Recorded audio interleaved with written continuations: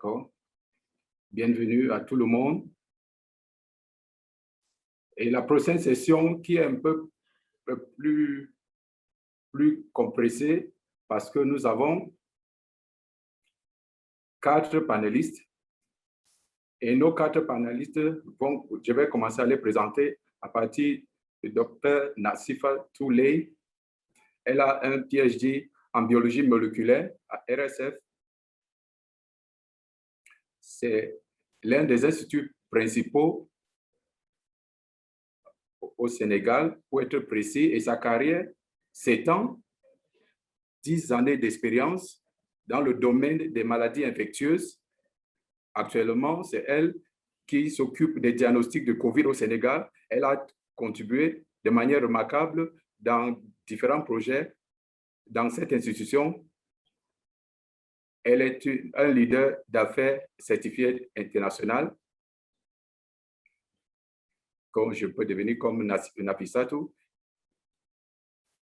Et c'est une bonne certification pour ceux qui désirent, donnée par l'Institut international pour la formation exécutive.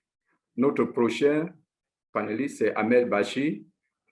Elle prend soin des patients et des recherches et elle travaille pour le VIH au Congo.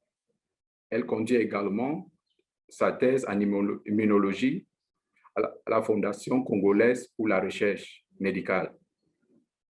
C'est-à-dire, au Brazzaville, Congo, Amel également a beaucoup d'intérêt dans la recherche, dans les maladies tropiques négligées et des maladies infectieuses qui émergent, qui réémergent. Notre prochain panéliste, c'est Junior Mwasiva Musvwanga.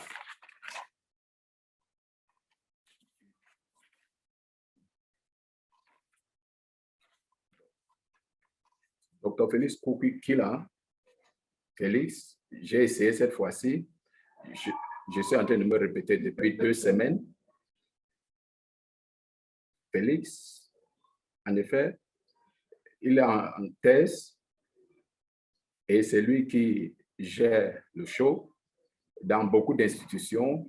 L'une des institutions en Afrique, la Fondation congolaise, mais il est affilié également à l'Institut de la médecine tropicale, dont s'occupe de l'immunologie et la biologie immunitaire. Et à la faculté de sciences techniques de l'Université Marine Ngouambini. C'est au Congo-Brazzaville, République du Congo. Donc, panel riche, un peu de temps, malheureusement. Nous avons 1 heure pour compresser tout cela. J'aimerais vous laisser tous. Je sais que vous avez des diapositives intéressantes pour commencer avec vos remarques introductives. C'est juste pour dire à ces gens, nous avons le paquet ici pour parler de ceci, afin que nous puissions avoir au moins 30 minutes de discussion pour regarder toutes les questions. Donc, si vous pouvez faire vos remarques rapidement, peut-être 10 à 15 minutes maximum, cela va beaucoup nous aider.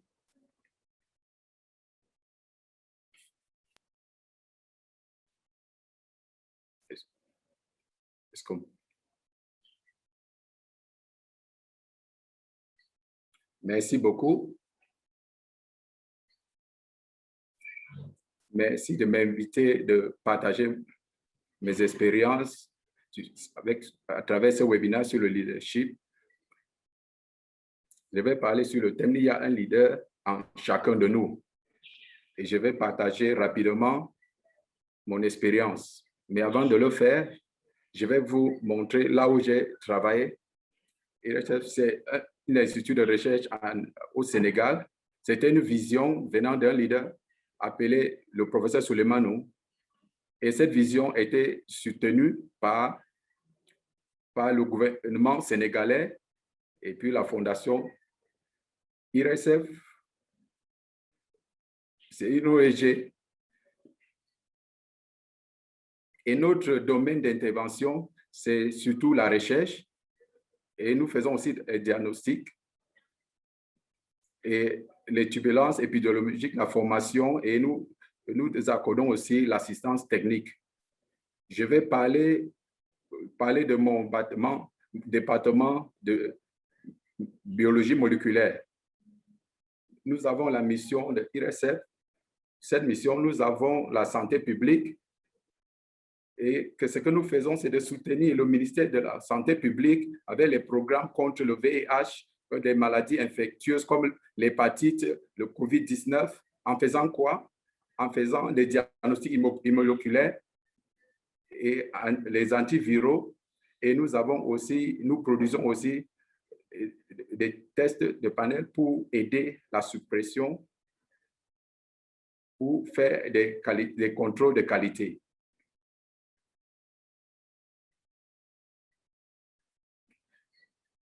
Et nous faisons aussi des recherches parce que c'est notre activité principale. La plupart de nos ressources viennent de ces projets de recherche. Et ce projet est, comme vous savez, la biologie moléculaire qui cible des séquences ou des séquences qui viennent des générations, et nous fournissons des capacités et le transfert de connaissances, et nous faisons la promotion, l'interdisciplinarité sur le plan local, et nous aidons aussi l'amélioration. Je vais vous montrer les femmes que vous voyez ici. Le professeur Toura Kouné, qui m'a inspiré. Depuis 2007, elle est le conseiller technique du ministère de l'Enseignement supérieur. Depuis 2019, vice-chancelier de l'Université de Kaolack. Et depuis son leadership, met le fardeau sur mes épaules. Donc, je suis gestionnaire de cette plateforme de la biologie moléculaire. Voici notre équipe. Je vais vous montrer une grande photo de cette femme que vous voyez, ici. Nous avons une équipe de 24 personnes avec 18 femmes. Cela veut dire nous traitons avec ces femmes, et la photo que vous voyez a été prise lors de la Journée internationale de la femme. Nous démontrons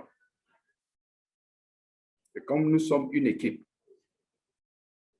je vais vous montrer ma petite carrière. Et pendant ma petite carrière, j'ai fait mon master 2A en 2018.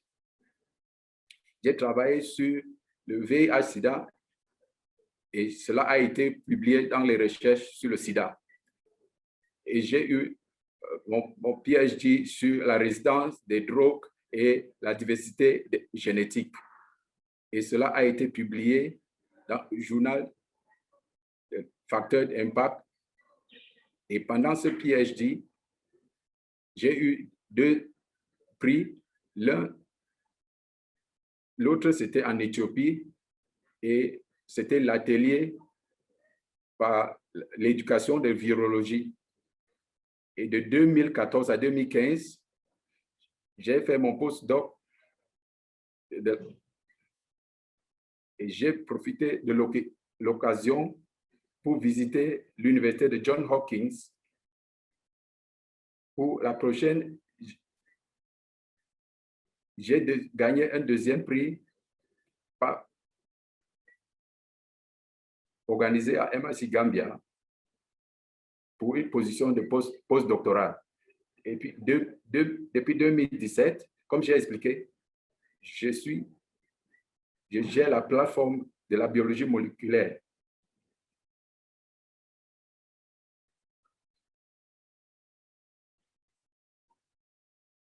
Comment est-ce que nous gérons les défis? Je ne peux faire le résumé. 5 actions principales que nous avons, c'est la communication. Nous essayons de développer les gens. Nous sommes les mentors des gens. Nous recevons des problèmes concernant le leadership. En ce qui concerne la communication, ce que nous faisons, c'est d'implémenter des réunions régulières pour bien communiquer bien dans notre groupe. il faut utiliser les réunions du personnel pour avoir des plans d'action, pour surveiller les activités. Et les groupes de WhatsApp sont bien implémentés. Ce sont des outils de communication que tout le monde est en train d'utiliser maintenant. Nous faisons vraiment du monitoring en temps réel. Nous n'avons pas de problème. Et nous utilisons les listes de courrier de la biologie moléculaire pour partager avec les membres de l'équipe. Ce que nous faisons, c'est la formation technique et la supervision. Nous devons nous rassurer que chaque membre a les atouts nécessaires pour réaliser nos objectifs. Quand les gens arrivent dans le labo, ils font la formation technique pour nous rassurer qu'ils ont des atouts dont ils ont besoin. Nous faisons également une évaluation annuelle et quand nous voulons nous rassurer que nous faisons aussi une formation, nous les fournissons les certificats d'habilité pour nous rassurer qu'ils peuvent travailler et réaliser nos objectifs. Et ces formations ne sont pas limitées seulement sur ce qu'ils ont sur leur feuille de route lors du recrutement. Et comment nous les supervisons? Il y a des rapports quotidiens, il y a des plans d'action mensuels. Nous définissons nos indicateurs de qualité et nous les évaluons chaque 3 mois. Et chaque année, nous faisons une performance annuelle pour évaluer les performances de chaque membre. Et la chose la plus importante que nous faisons, c'est pour le mentoring, la motivation. Comment motiver notre personnel? La première chose que nous faisons, c'est de bâtir une relation forte dans notre équipe pour nous rassurer que les gens se sentent qu'ils soient intéressés. Et dès que cela est acquis, nous avons le fait de bâtir les équipes comme la célébration des anniversaires. Et chaque fois, quand quelqu'un fait un bon travail, nous célébrons son succès pour promouvoir l'excellence dans notre groupe. Et également, nous partageons l'opportunité que nous avons avec nos partenaires pour aider les gens à développer leur propre carrière. Et nous nous servons comme un lien avec l'équipe, avec les top managers. Parfois, nous pouvons nous connecter avec le top manager pour résoudre. Et en ce faisant, nous donnons un environnement favorable pour tout le monde pour que chacun puisse contribuer à son succès. Et nous aidons les gens à prendre des décisions individuelles chaque fois quand c'est possible. Et nous sommes une équipe. Cela veut dire nous avons des êtres humains et les êtres humains veut dire qu'ils ont des cultures différentes et des cultures différentes. Ça veut dire que nous avons des comportements différents.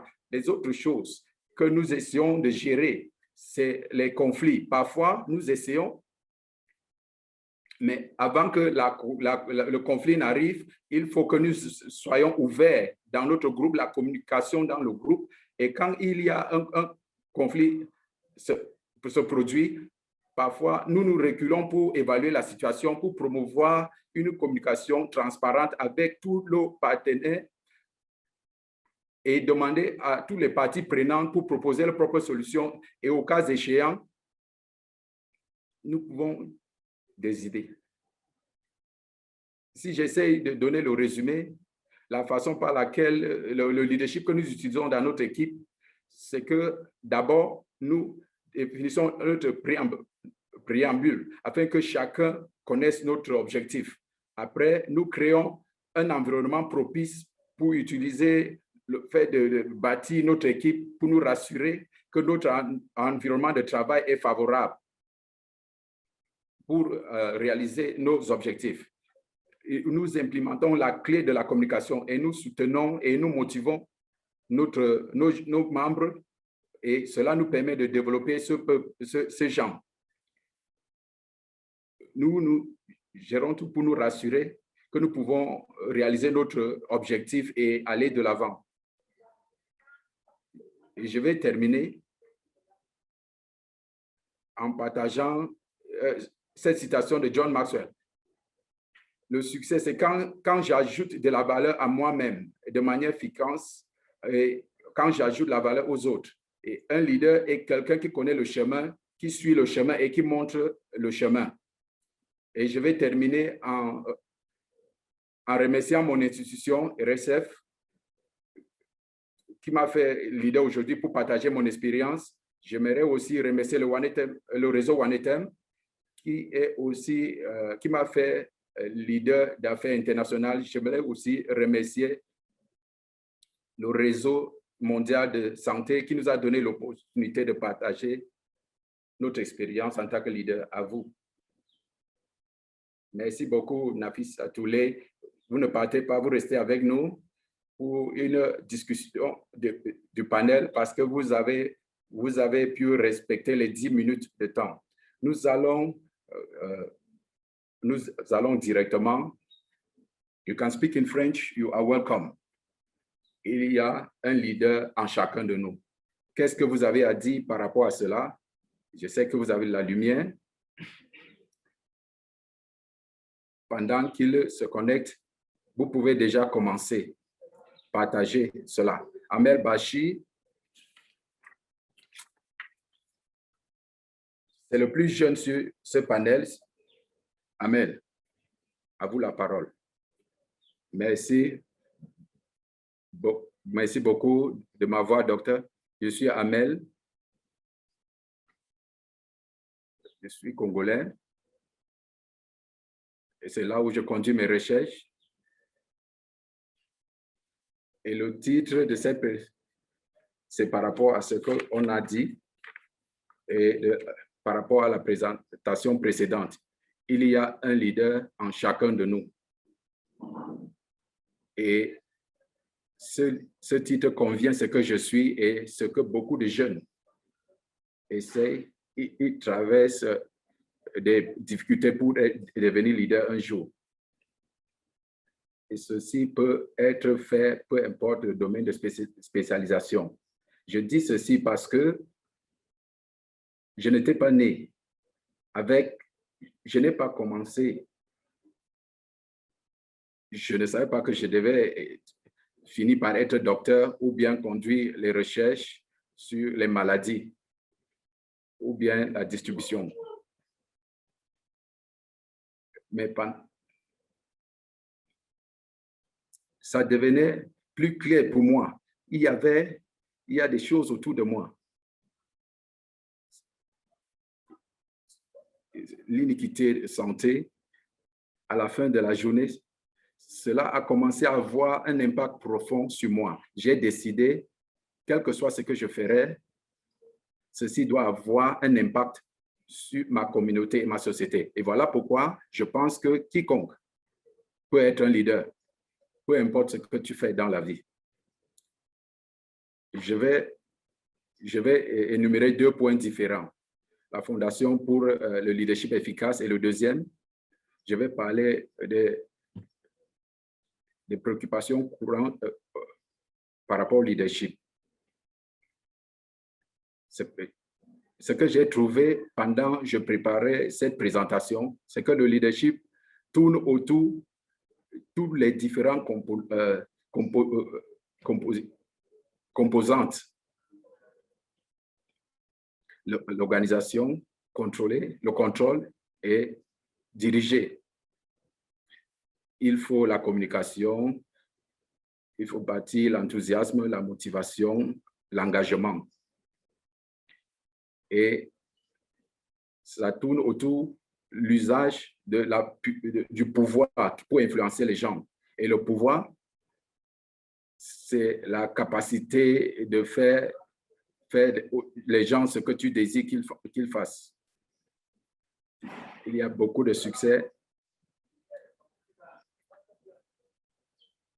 C'est la récompense pour donner quelque chose pour influencer d'autres personnes. C'est le pouvoir, la capacité pour punir, pour influencer d'autres personnes. Il y a aussi le pouvoir légitime qui est la capacité d'influencer les autres en vertu de l'autorité formelle ou bien les droits de votre poste.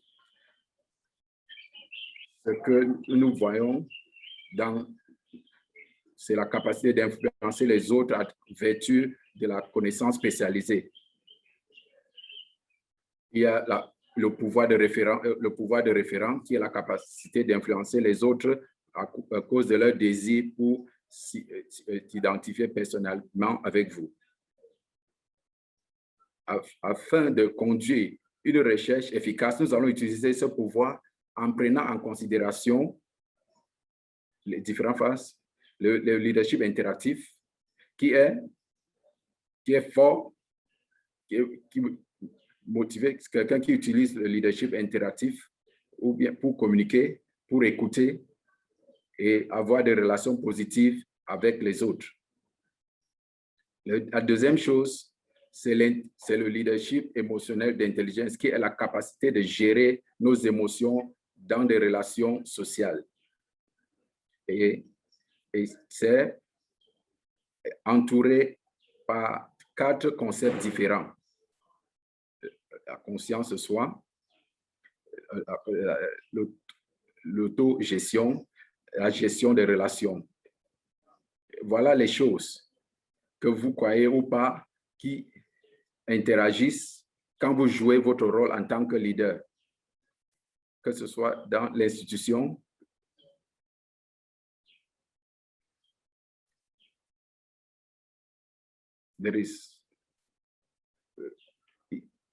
il y a un gestionnaire populaire qui est appelé, qui est un consultant, Peter Drucker, son livre, L'ancien leadership. Il a mis en exergue certains points. Cela peut avoir des résultats.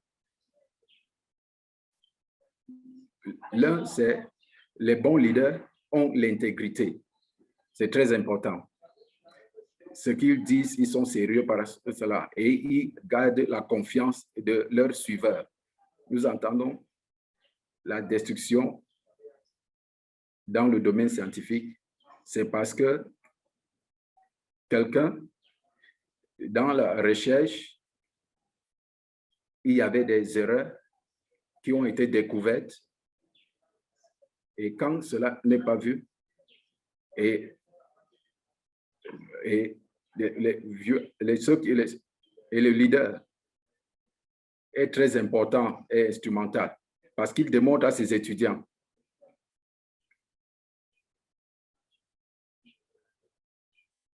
ils doivent être fidèles vis-à-vis de ce qu'ils découvrent.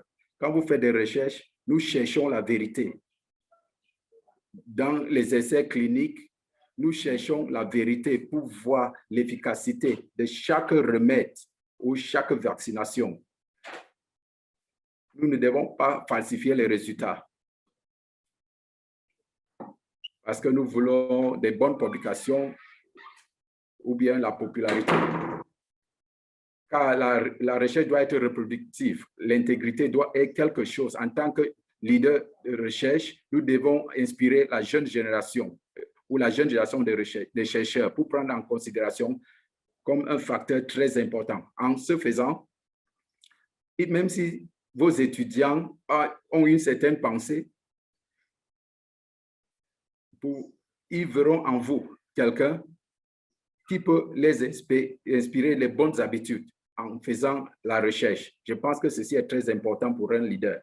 Les bons leaders définissent et établissent un sens de mission dont leurs objectifs sont bien précisés et les normes. Les leaders acceptent leur leadership comme une responsabilité, pas une position.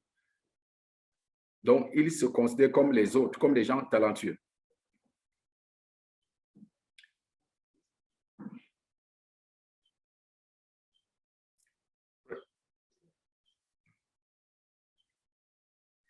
Nous avons cette tendance de sous-estimer les gens, de sous-estimer nos étudiants, ou en les donnant un devoir et on attend les résultats. Cette mauvaise habitude peut avoir un impact négatif sur nos étudiants. Pourquoi? Parce que les chercheurs viendront recopier. Donc, c'est très important de dire comme ils sont des leaders, ils sont en train de prendre part à la recherche, soit en contrôlant l'écrit, n'importe quelle façon, nous devons prendre part à la recherche que nous faisons, nous et nos étudiants. Ça, c'est la bonne façon de les montrer que nous sommes un leader. Nous devons également nous rappeler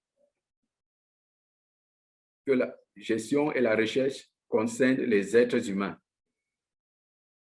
Il ne faut jamais dire, il faut jamais dire moi ou je. Il faut dire nous, car c'est une équipe. Il ne faut pas répondre aux revendications faites par la population. Donc, quand vous avez quelque chose à faire, il faut faire avec l'équipe. Il faut créer l'équipe en bâtissant la confiance et la transparence. Et en cette façon, vous verront comme un bon leader qui a la bonne proximité, bonne relation avec ses étudiants. En cette façon, nous pouvons attirer les chercheurs. Nous n'allons pas prendre des risques.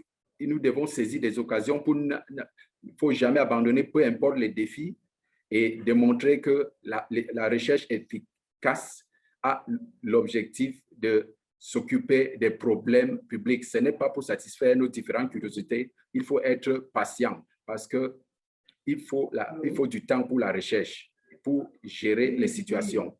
Et les autres choses que nous pouvons montrer à nos étudiants et certainement être de bons leaders.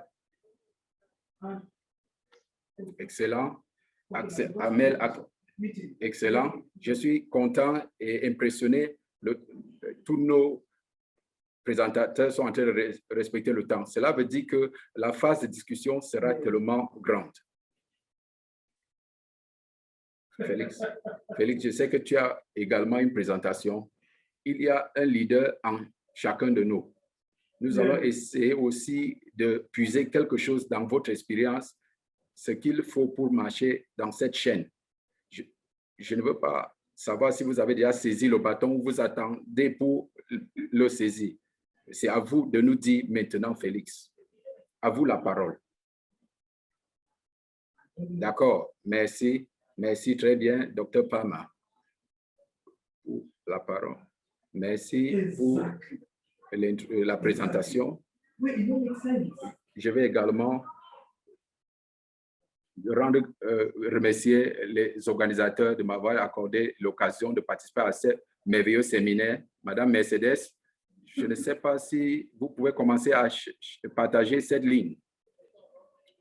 Oui, 1 minute.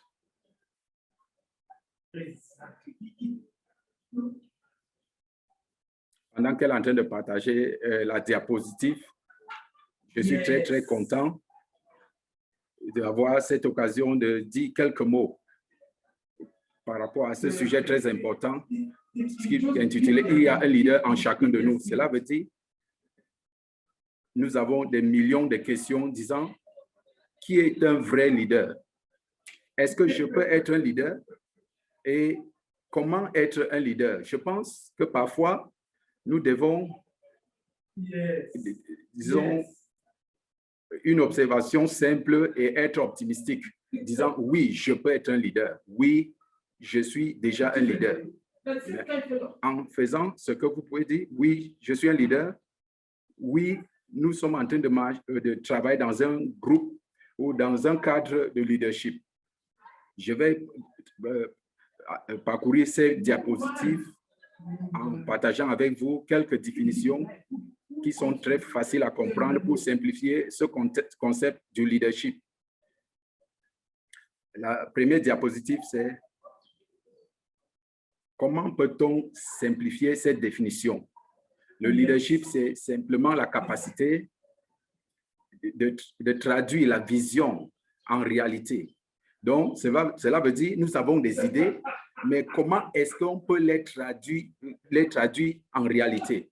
Et nous avons besoin de prendre des actions. Nous avons besoin d'avoir d'une façon spécifique d'entreprendre des actions. À partir de là, quand vous avez une voie qui réussit pour avoir de bons résultats, là, vous pouvez être considéré comme un bon leader. Mais vous pouvez déjà être considéré comme leader, même quand vous êtes encore étudiant, comme étudiant en master ou bien en doctorat. Mercedes, les diapositifs. Très bientôt. Oui, Félix, allez-y avec votre présentation. Vous avez le soutien?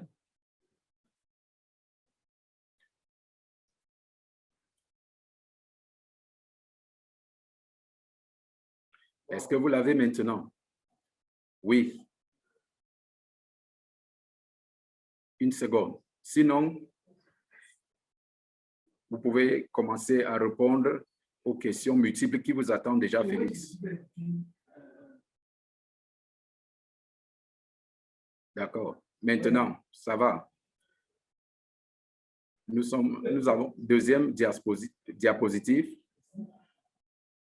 Je vais donner quelques définitions simples pour comprendre clairement ce que nous comprenons par le leadership ou qui est un leader. Je vais essayer également de parler quelques valeurs clés qu'un vrai leadership doit avoir dans le contexte de la science. Et puis, je vais démontrer certaines de mes expériences. Diapositive, s'il vous plaît.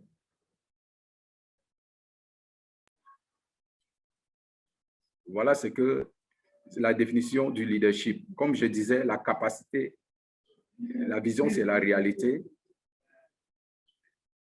Et ça vient de voir une bénisse. Dès que vous avez ceci en tête, c'est très facile pour vous d'essayer de réaliser cet objectif pour être un bon leader. Il faut d'abord être éduqué, il faut savoir, il faut aller à l'école, il faut aller à l'université. Vous avez besoin de compléter votre master, votre PhD. Vous aurez l'occasion de diriger des équipes pour être un investigateur principal dans des projets de recherche spécifiques. À ce moment, on vous qualifie comme vous avez des gens que vous avez besoin d'aider certaines personnes pour accomplir certaines tâches spécifiques pendant votre étude afin de réaliser les objectifs que vous avez préparés ou bien les objectifs que vous avez préparés ensemble avec les fondateurs de ces études de recherche.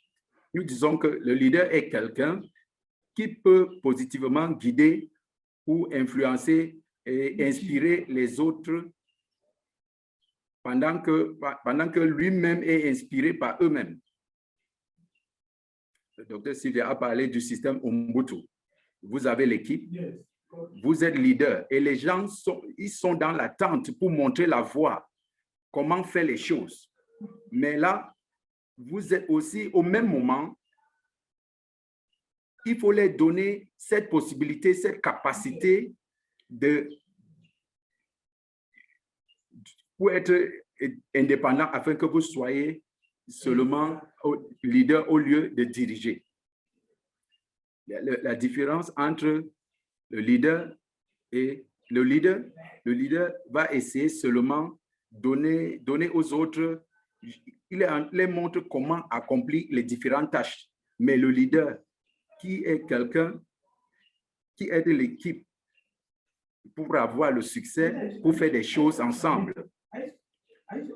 Diapositive, s'il vous plaît.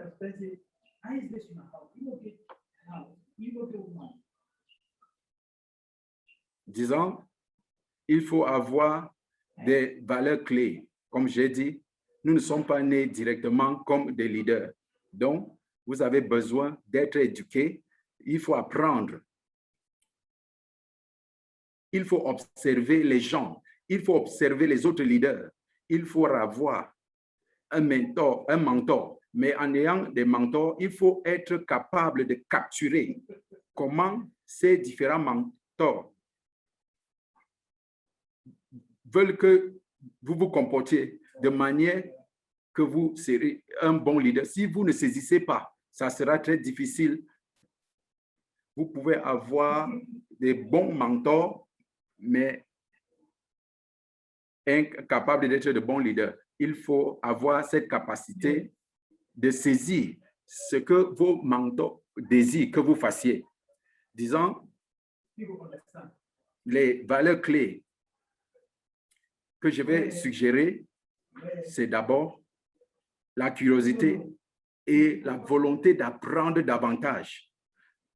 Les gens vous diront, vous êtes un bon leader, vous ne devez pas vous arrêter là. Il faut vous dire que j'ai besoin d'apprendre davantage. Une façon, c'est pour dire qu'il faut continuer à grandir. Donc, vous allez montrer aux gens la passion pour faire ce qui est juste en essayant la première personne qui commence à faire les choses justes. Mais comme j'ai dit, pendant le PhD, vous serez la personne qui ira sur le terrain, qui va aller chercher les échantillons. Mais quand vous allez finir votre post-doctorat, vous aurez les deux côtés. Parfois, vous êtes au labo, mais l'autre temps, vous serez le coach d'une équipe.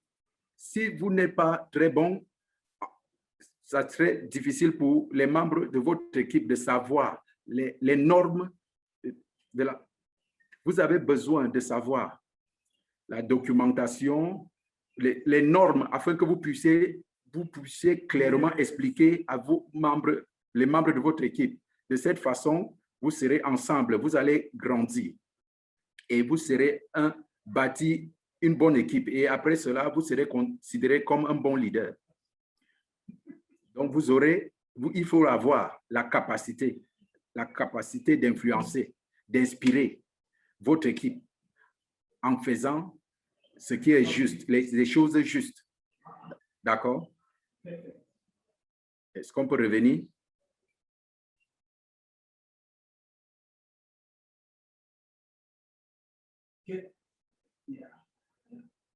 Il faut faire les choses justes. Un autre point, c'est il faut être honnête.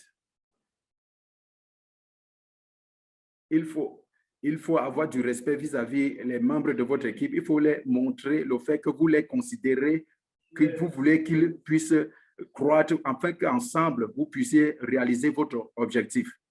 Même si parfois, vous pouvez un peu être, mais toujours, il faut avoir de la diplomatie et il faut démontrer à votre équipe que sans eux, vous ne pouvez rien faire.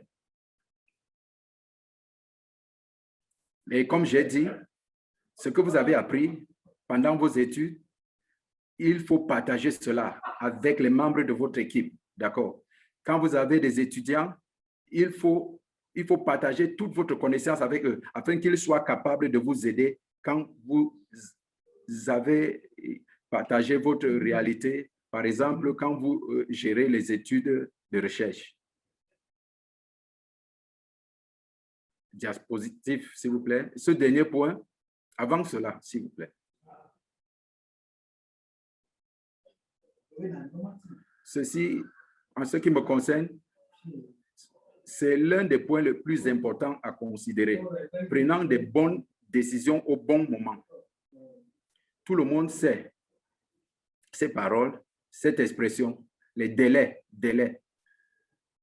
Vous pouvez être un bon leader, mais si vous faites les choses, vous ne prenez pas en considération l'aspect du temps. Puis, vous n'allez pas réussir. Donc, il faut faire des choses au bon moment. Il faut prendre des décisions au bon moment.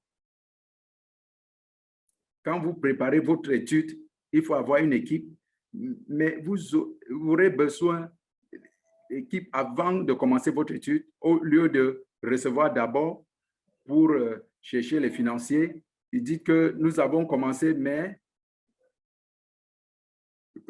au moment où vous serez en train de recruter les gens, il faut faire cela avant. Et il faut les former, il faut les expliquer le protocole afin que quand le temps de commencer le travail, de l'étude, vous allez réussir. Vous n'allez pas déborder le délai. Prochaine diapositive. Pendant ma carrière, c'est très difficile de connaître le genre de leadership, mais pendant ma carrière, j'utilise ces trois différents styles de leadership comme le style de leadership transformationnel. C'est ce que j'aime, j'apprécie beaucoup. Parfois, j'étais obligé d'utiliser les styles de leadership autocratique. Les styles de leadership autocratique, c'est quelqu'un qui donne seulement les ordres à l'équipe. Faites ceci, faites cela. Vous avez besoin de voir le contexte. À quel moment il faut adopter un style du leadership spécifique. Souvent, j'utilise ce style au commencement de l'étude. Nous savons que nous avons, par exemple, les points clés pour réaliser, des objectifs clés pour réaliser. Et vous avez besoin seulement d'informer votre équipe. Il faut faire ceci. Il faut préparer les différentes formulaires pour les donner, pour donner des résultats. Et c'est une tâche difficile et il faut montrer aux membres de l'équipe, il faut leur dire, il faut faire ceci en 3-4 jours. Il faut leur donner des motivations. Mais si vous venez seulement, oui, ça dépend de vous, vous pouvez le faire, les délais vont arriver et vous n'allez pas réussir. Et une fois, vous pouvez voir, les membres de votre équipe, ils sont en train de comprendre l'étude. Il faut vous comporter comme le leader transformationnel.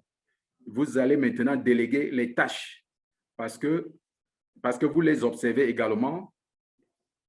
Il faut détecter ceux qui sont véritablement motivés, qui ont de l'inspiration pour comprendre rapidement quoi faire afin de réaliser les objectifs. À ce moment, vous allez déléguer maintenant les différentes tâches afin que vous puissiez surveiller rapidement et que vous puissiez arriver à l'heure et il ne faut pas déborder le délai. L'une des expériences que j'aimerais vous montrer, c'est la phase 3B, essai clinique que nous sommes en train de conduire en tant qu'équipe, qui est conduit par le professeur. Je lui dis souvent merci parce que c'est elle qui m'a vraiment inspiré, qui m'a aidé pour être un bon leader jusqu'à aujourd'hui. Nous l'équipe la moins expérimentée parce que c'était notre première fois de conduire un essai clinique. Nous recevons beaucoup de courriers des fondateurs, des financiers. Est-ce que vous êtes sûr que vous pouvez faire cela? Est-ce que vous êtes sûr que vous pouvez faire cela? Vous dites, bien sûr, nous pouvons. Nous savons qu'en conduisant l'étude, vous recevez toute la documentation nécessaire avant le début.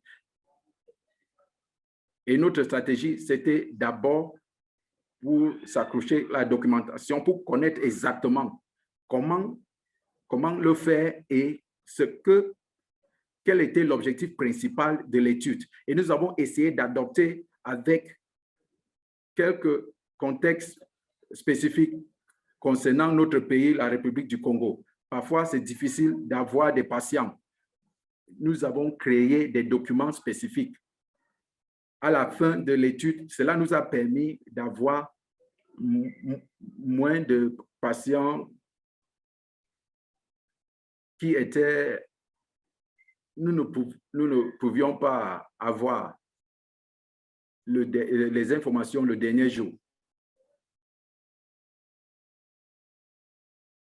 Quand les moniteurs sont venus, la façon de travailler, ils étaient tellement surpris. Ils nous ont pris comme des modèles et ils ont essayé de conseiller les autres équipes qui avaient déjà de bonnes expériences pour conduire des essais sur les gens. Ils ont essayé de conseiller de faire exactement ce que nous on faisait. C'était une grande réalisation pour nous. En tant que leader, vous serez confronté dans différents environnements. Et je suis également enseignant. Parfois, vous savez que c'est très difficile d'inspirer les étudiants parce qu'ils sont des futurs chercheurs. Et ma façon de les aider, c'est de les pousser, qu'ils comprennent qu'il faut faire les choses au bon moment. Vous allez enseigner et il faut apprendre avant de réussir un examen. C'est un jour, c'est comme ils vont réussir un examen et après, ils reviendront avec des questions. Je ne pense pas que j'aurai peut-être 4.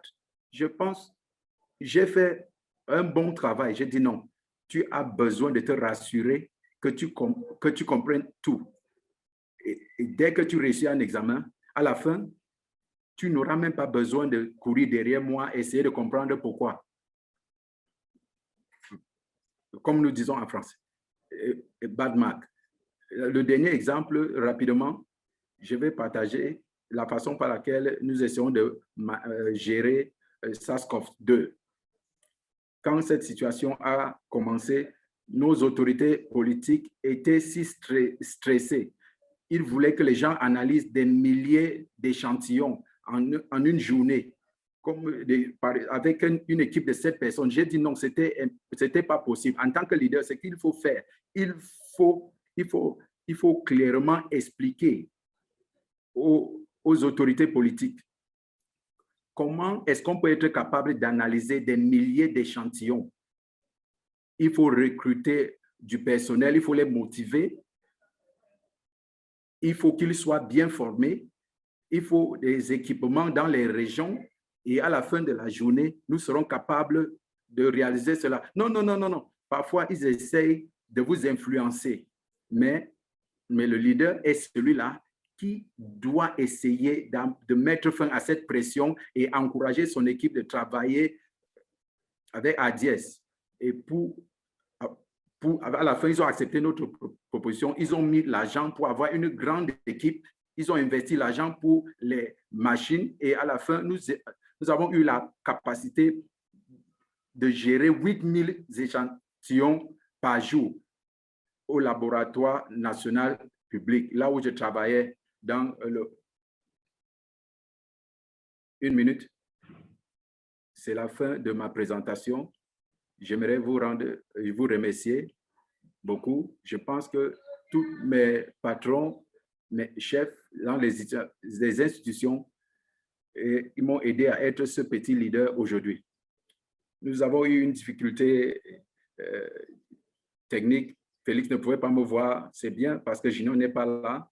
Nous avons quelques minutes et à la fin, nous allons donner 5 minutes à M. Leonard Numford, qui est à l'université de Yaoundé 1, pour qu'il nous donne une photo de ce que c'est que Alert.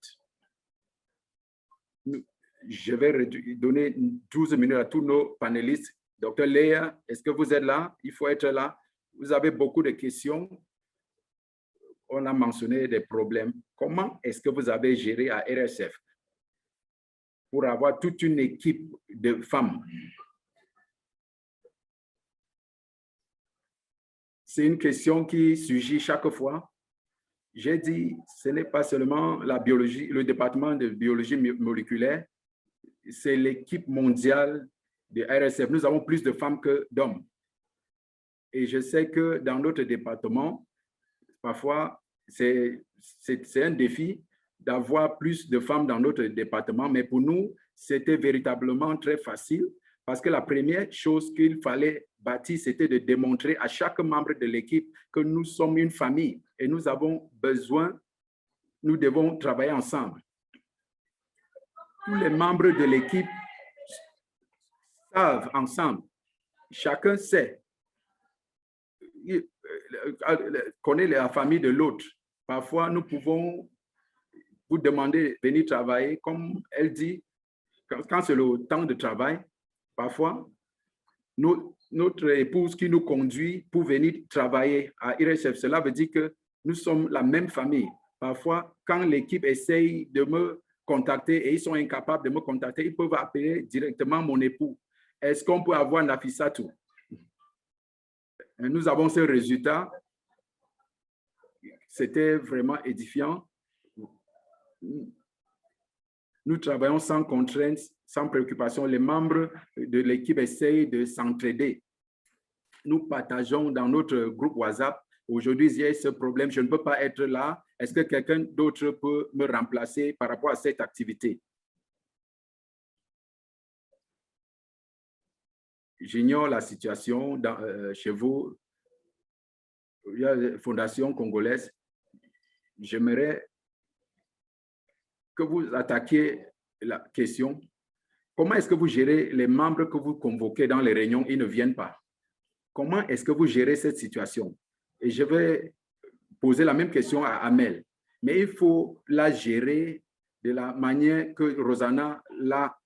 C'est-à-dire, quand vous regardez le travail de quelqu'un, vous dites, hey, je ne pense pas que mon travail est aussi important que le sien. Comment est-ce que vous gérez cela?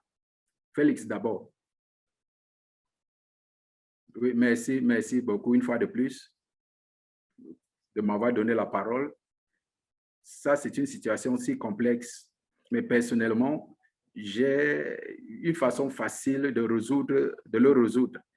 Dès que nous avons une réunion, s'il y a quelqu'un qui a eu l'occasion de venir, je ne serai pas comme ce leader autocratique. Pourquoi est-ce que tu n'es pas venu? Je vais d'abord essayer d'appeler le gars. Je vais lui dire, mais monsieur, pourquoi n'es-tu pas venu? J'ai besoin d'écouter les raisons de son absence. Mais il peut me dire, on peut tout. Donc, il faut considérer la partie sociale. Il faut comprendre pourquoi. Les gens ne sont pas venus. Sur la base de cela, vous saurez véritablement ce qu'il faut pour le motiver à venir. Et la plupart du temps, le gars sera motivé pendant la prochaine réunion. Il sera là et à l'heure. Et troisième, et ainsi de suite. Mais dans mon expérience, j'ai toujours une bonne équipe qui m'aime. Et je les aime également à la fin de la journée. Excellent. C'est Amel. C'est une situation, c'est un défi véritablement. Il y avait tellement de maladies et les étudiants ont essayé de chercher des voies et moyens pour satisfaire leurs propres intérêts. Quand ils se dirigent vers vous parfois, au même moment, donc ils se dirigent vers tous les mentors. Et cela peut les empêcher, les faire rater certaines choses. Donc la meilleure façon, c'est de communiquer généralement avec eux et leur poser la question, quels sont leurs défis? Pourquoi ils ont raté une réunion? Pourquoi est-ce qu'ils négligent une tâche qui lui a été confiée? Et en causant, nous allons découvrir quel est le véritable problème. Et ça sera plus facile de s'en occuper, ce genre de situation, bien sûr.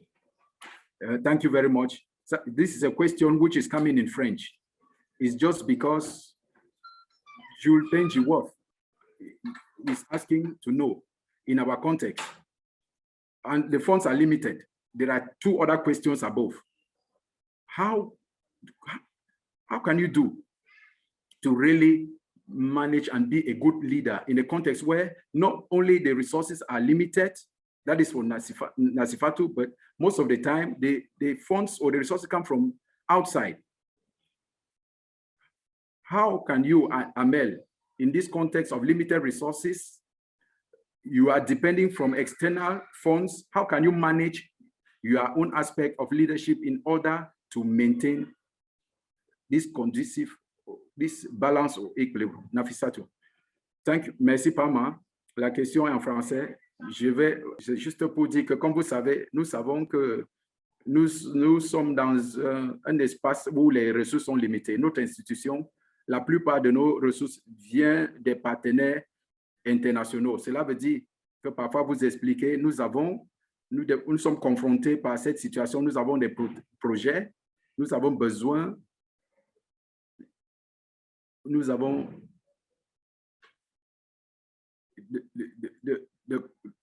de maintenir le groupe. Et la première chose que nous avons fait dans une telle situation, nous essayons d'anticiper, nous essayons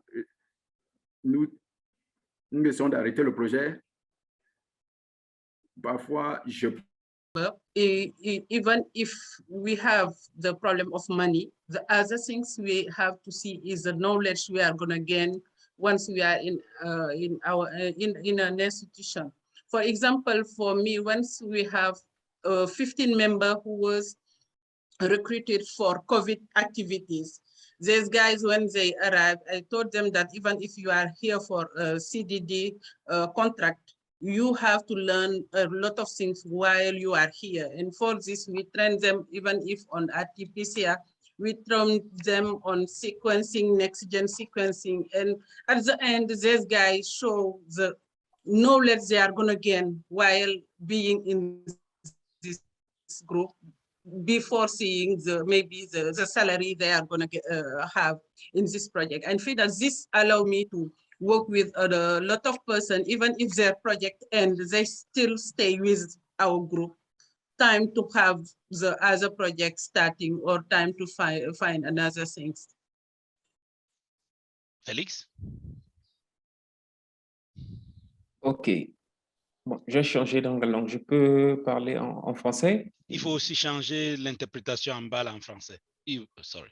OK, donc merci également. Alors, pour être un peu direct, alors tout ce que vous avez dit, c'est vrai, il manque de moyens et autres, mais là où partout je suis passé, donc à la Fondation Angolaise pour la recherche médicale et même actuellement au Laboratoire national de santé publique, nous essayons de voir les choses différemment. Utiliser ce défaut comme une motivation, sachant en amont que les fonds sont difficiles à avoir et donc, qu'est-ce qu'ils ont fait? On se motive à essayer d'écrire des projets, on se motive à essayer de bien gérer les dons que nous recevons pour faire de sorte qu'avec peu, que nous puissions faire à peu près des grandes choses. Et pour nous, leaders, il y a un gros challenge aussi, parce que étant leader, parfois, on se voit avoir beaucoup de moyens comparé aux autres, mais là, c'est un sacrifice qu'il faut faire. Quand il y a peu de moyens, le leader aussi, ben c'est ça, tu es ensemble avec ton équipe, tu es honnête, transparent, en annonçant les choses à l'avance, la durée du projet, pendant combien de temps, quel salaire vous allez avoir, montrer à chacun comment l'argent va être géré. Je sais que c'est un gros challenge et que c'est un gros challenge pour beaucoup de leaders, mais pour moi, en tout cas, ça ne me pose pas de problème d'être clair et voir beaucoup plus devant en se disant, ben, on n'a un projet qui va prendre une année, mais avant d'attendre la fin du projet, on se met à écrire des proposals, à soumettre ça. Et là, on identifie vraiment des personnes clés qui ont une certaine inspiration et la motivation à écrire des projets. Et donc, on les accompagne aussi de sorte qu'on puisse garantir un peu le fonctionnement des choses. Okay, thank you so much, Felix. Amel, you have the last just before we go to Leonard. So we will ask to go just about 5 minutes more, if possible. Mercedes, you can tell me no. Well, one of the things that we experience here in Central Africa and also in whole sub-Saharan Africa is that research is generally underfunded. We face a funding climate that is not favorable to doing good research, mainly on infectious diseases. We know that there is an imbalanced funding between non-communicable diseases like cancer and communicable diseases like infectious diseases. And we have seen it aggravating when SARS-CoV-2 came. We have seen some funding that were traditionally intended to support tuberculosis research being cut and geared towards SARS-CoV-2. And students working in these diseases did have a big shock, because it's not only reduced the funding for reagents, but also reduced the funding to support their wage. And so those two things were difficult to manage. What we did was to centralize the funding first for reagents. Of course, it would not really cover at 100% the needs in reagent for the diseases, but we have shown students that the most important thing in order for them to defend the PhD one day was to have their reagent ordered and stocked. And of course, we then explain them that the current situation is that they have to make big sacrifices with transportation, etc. But of course, it's really not easy to manage. Thank you so much. Thank you so much. And thank you to all our panelists. And if we had more time, I'm sure we will be able to answer all of these questions, but we have to leave at least the last 5 minutes, which is actually extra. And we are appreciative to all our attendees and panelists for going the extra mile. We understand time is of essence. So Leonard is going to give us now a background of these networks that you have seen that are being able to bring to you these interesting, as from your comments, interesting presentations and wonderful panelists, to whom I say thank you once more. Leonard, the floor is yours. Thank you. Thank you very much, Dr. Palmer. Thank you for everything. I know many participants are always asking the question after such workshops: who are these people? Where are they from? Where are they coming from? How did they get into the network? Do you want to go to presentation mode, Leonard? Yeah, presentation mode, please. Yes, I'm on the presentation mode. No, click no. The last one. Slideshow. Slideshow, yeah, that one. Okay. Yeah, so the problem is always like, okay, this network of research group is actually the efforts of EDCP. And if you realize, a network of excellence is made up of sub-Saharan Africa. You have the West, Central, South, and East. We have Wanatam from the West. You have ECA from the East. You have Kantam from Central, and you have TESA from the South. And all the panelists are members coming from these networks. And you have network of excellence made up of Kantam, Wanatam, TESA, and Wanitam. All are working together as a network to facilitate research collaboration by uniting diverse institutions in the 4 regions of sub-Saharan Africa. So if you want to get more information, you can visit the links of these networks, and you'll be more informed and versed about what we do, where we come from, and how we form the network of excellence. Then looking also at, on top of that, we have EDCP also funded Epidemic Research Preparedness Consortia. The 2 consortia is ALERT and Pandora, which we all have panelists concerned here. And then for more information, you will also find on the web the links below, ALERT, the Global, and then Pandora. So you will see everything, all the work we have been doing on preparedness, on outbreak, the research carried out, and the grants we gain, and how we work together as a network. This is just an example to demonstrate that we are all a network, and we collaborate as a network to minimize the risk of outbreaks in sub-Saharan Africa and the world at large. Then the big boss behind all this, the platform, is the Global Health Network, who is always ready to support anyone who wants to carry out a webinar, a workshop. Just need to visit their link and then communicate with them, and then you have a planned action of when and how to go about it. So the Global Health Network, it makes things enable faster, easier, and better research in the world at large. So it's a website where you can visit and also get the knowledge sharing hub, and also training skills, and also to see your gaps in your research activity. So thank you very much for this short presentation. Thank you so much, Leonard. And yeah, so our panelists are very, very commended for this effort. We are really grateful that you could make time. We are grateful to all our participants. And this is not the end of this workshop series. Tomorrow, same time, we are going to have the second part of this workshop. And that is going to be chaired by my colleague who started introducing me, Dr. Jean-Pierre Ngessa. And so we will hope to welcome you all back tomorrow, same time, for a continuation of this very inspiring workshop. Thank you for your participation, and see you all tomorrow.